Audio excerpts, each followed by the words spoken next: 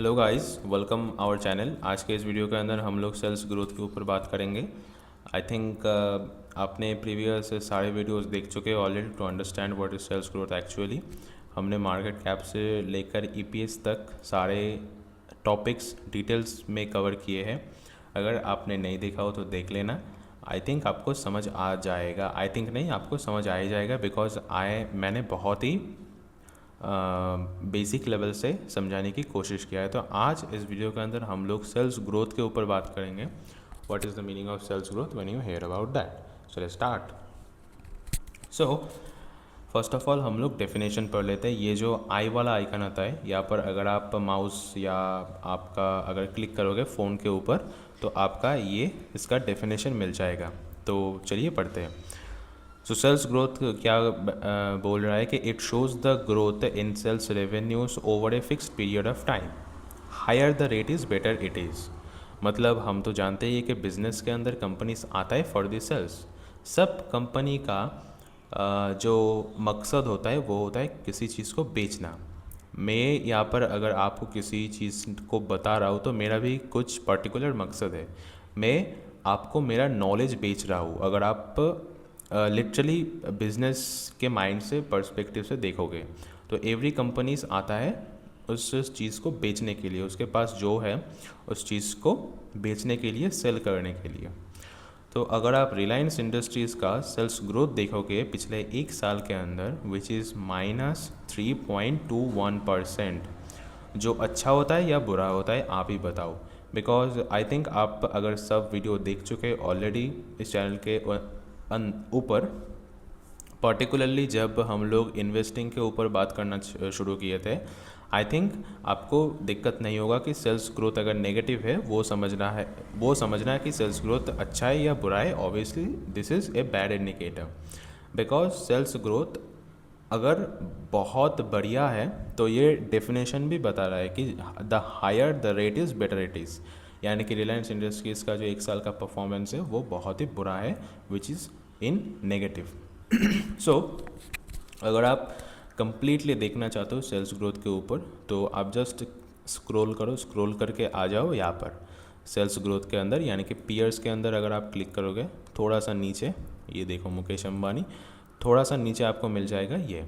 And अगर आप definition पढ़ना चाहते हो तो ये भी पढ़ सकते हो। CAGR का मतलब होता है compound annual growth rate. Okay, so let's analyse this box. First of all एक साल के अंदर जो रिटर्न है वो -3% है, जो हमने बात किया। एंड 3 साल के अंदर स्ट्रेंजली +7% है। 5 साल के अंदर अगर आप देखोगे वो और भी अच्छा है, यानी कि 8.95% है। वो बहुत ही अच्छा होता है बिकॉज एक साल के अंदर अगर कंपनी नेगेटिव में है और पिछले 3 साल या 5 साल के अंदर अगर 7 या 8% से आपका सेल ग्रोथ कर रहा है तो which is obviously a very good thing for the company. And अगर आप देखना चाहते हो कि इधर, यानी कि जब कंपनी एक साल के अंदर था तो कंपनी का जो यहाँ पर था तो इसका आप सेल्स ग्रोथ देख सकते हो, यानी कि ये सब करोड़ में है। Okay, so this is exactly 245 के का मतलब होता है 1000। So this is approximately, if I am not wrong, मुझको थोड़ा सा टाइम दीजिए, कि ये होता है 245,000 करोड़।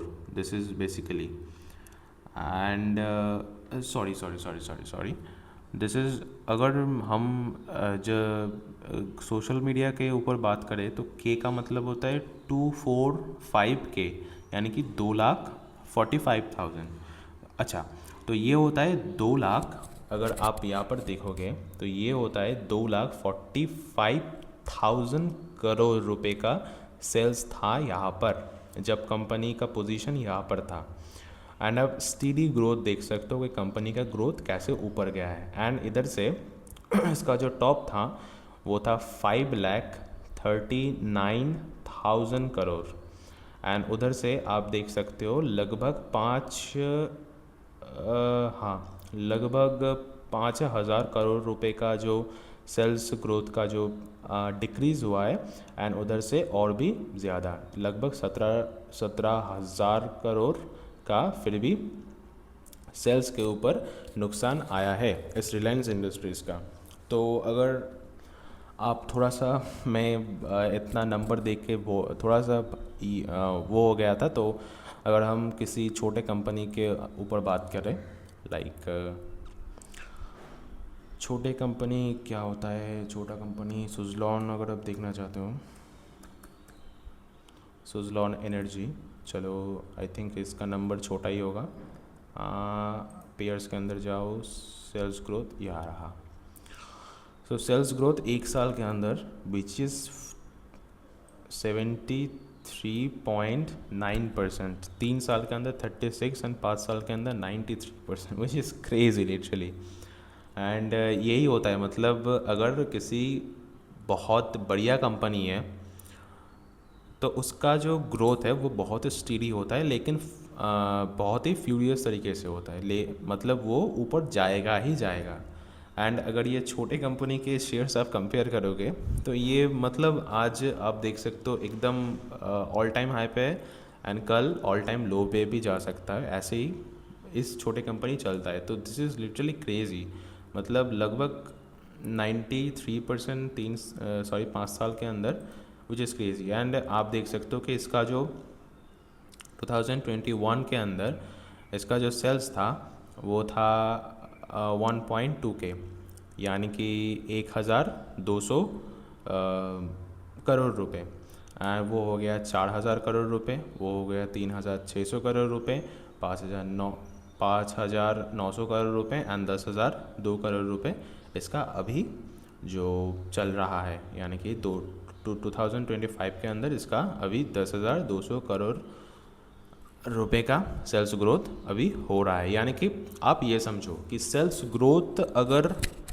बढ़ता है इससे प्रॉफिट भी बढ़ता है, लेकिन sales growth is not direction proportional to profit growth.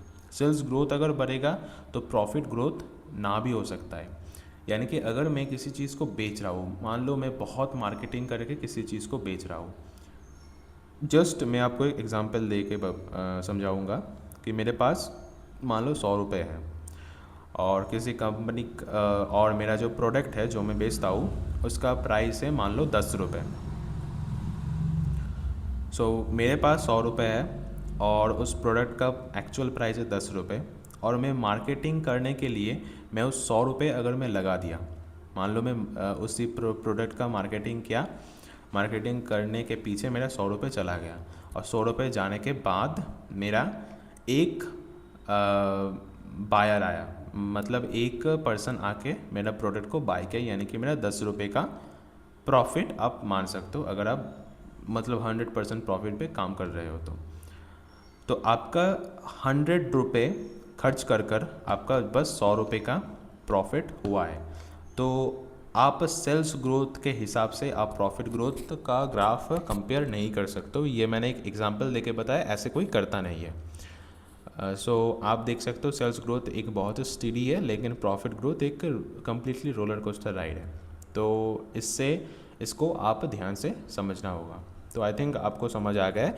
मोटा मोटा बात यही है कि सेल्स ग्रोथ अगर बहुत ज़्यादा है तो बहुत अच्छा कंपनी है, सेल्स ग्रोथ अगर नेगेटिव पे चल रहा है तो आप उसी कंपनी के अंदर, अगर वो कंपनी अच्छा कंपनी है तो that is the best time to invest into that company, जो वॉरेन बफेट भी कहता है जब वो वैल्यू इन्वेस्टिंग के बारे में बात करता है।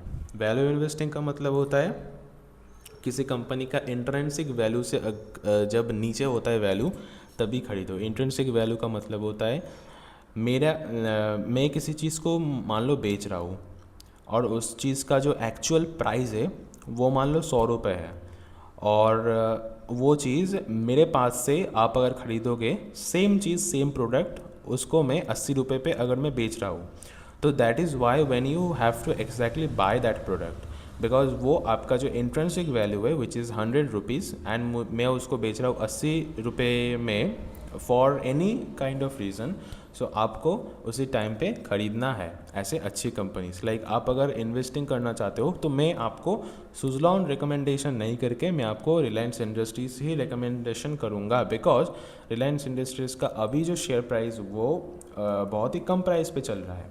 एंड ये हम सब जानते हैं कि रिलायंस इंडस्ट्रीज़ इंडिया के अंदर नंबर 1 कंपनी है।